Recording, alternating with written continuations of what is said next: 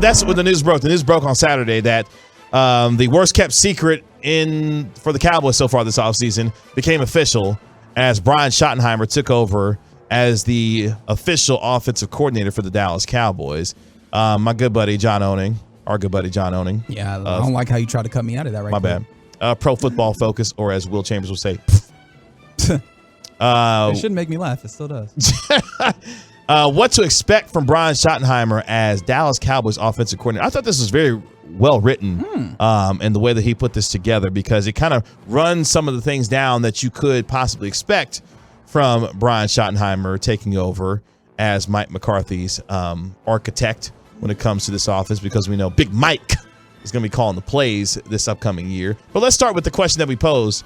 Does it matter to you? No, I was asked this question on radio in Kansas City earlier today.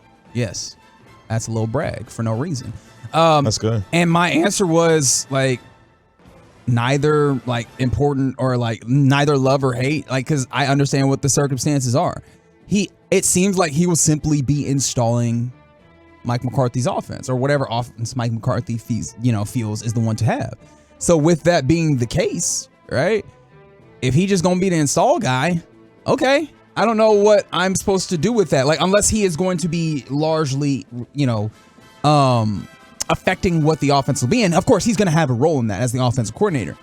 However, I doubt he will be installing an offense that would not be one that Mike McCarthy would feel comfortable with, because then why would he be the play caller? So again, it feels like, hey man, he went and got himself an executive assistant, and that's cool.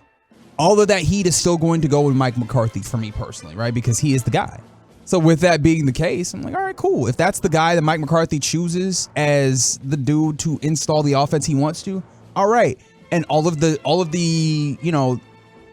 things that happen thereafter, all of the results will be attributed to Mike McCarthy as the person responsible for the offense. Brian Schottenheimer, of course, has previous experience as an OC in this league. From 2006 to 2011, was the Jets offensive coordinator. From 2012 to 2014, was coordinating offense for the Rams. And then from 2018 to 2020, was coordinating offense for the Seattle Seahawks, which famously became known for a lot of running the football in Seattle. Rams too, if we're being honest. Yes, that's very true. As you look at some of the diversification, if you will, of how he likes to call his plays. So Schottenheimer loves to lean, again, this is coming from our good buddy John Owning here.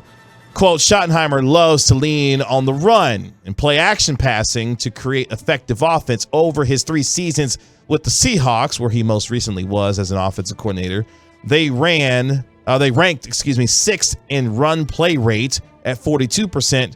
and 8th in play action rate at 28.4%. Additionally, the Seahawks ran the ball nearly 52% of the time on first downs, which surprisingly is actually a bit less than what the Cowboys did in 2022, where they ran the ball over 57% of the time. Don't remind me. On first down, Kellen Moore. I think there's a lot of people under the sound of our voice in our listening audience that aren't entirely opposed to the idea of running the football a little bit more. In fact, I think we have somebody from the 817 on the truckwreck.com text line. If Brian doesn't introduce the Cowboys to Martyball, obviously Marty Schottenheimer is who they're referring to, I'll be highly disappointed in this OC hire. Like, people want to see you take a little bit of the onus off of the quarterback.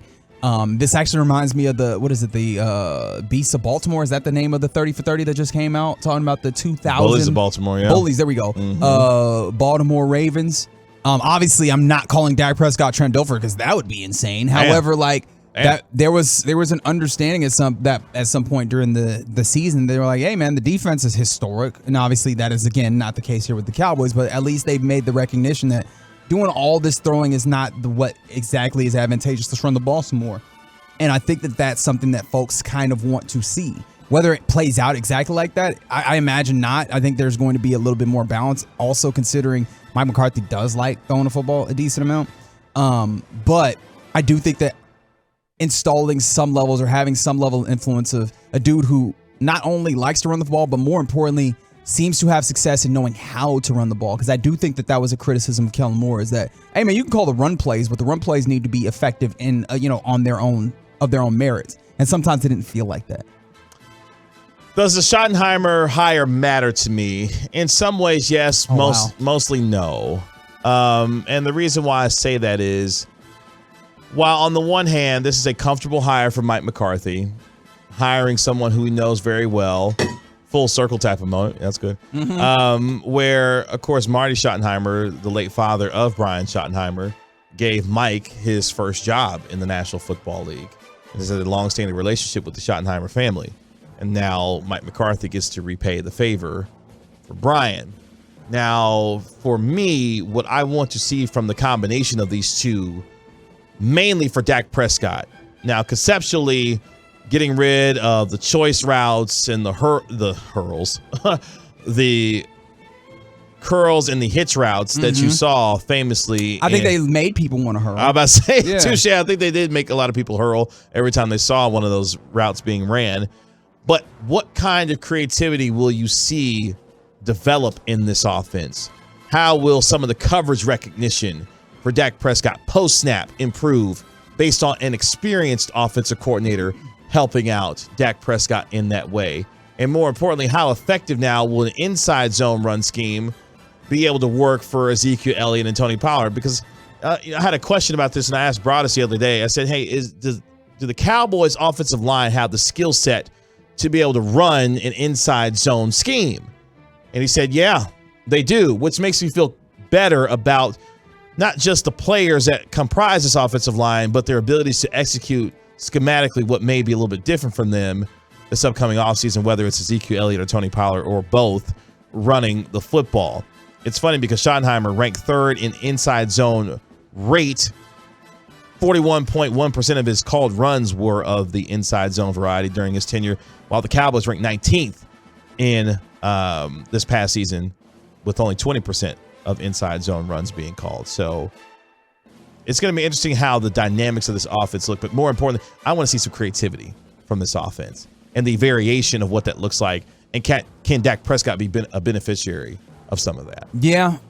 And one of the things about this is we can make this very simple in the way that we evaluate this, which is if you, not necessarily if you run the football more, if you involve more play action, you're probably going to, give yourself more open opportunities in that middle of the field that your quarterback seems to like to throw into, right? Like that's one of the giant benefits of play action. It draws linebackers in, creates space in that middle of the field, and also it'll give help kind of your wide receivers get open as well. We've seen quarterbacks good, but then also not all that good, still be able to make things happen in play action heavy situations. Again, not saying that Dak Prescott is this quarterback. Hey man, Jared Goff had a great season in part because they utilized a good amount of play action, and they did the same with the Rams as well when he was, some level of good, right? Those are things that you can help do to, help your quarterback along, and those are the things that I think people were clamoring for after the season.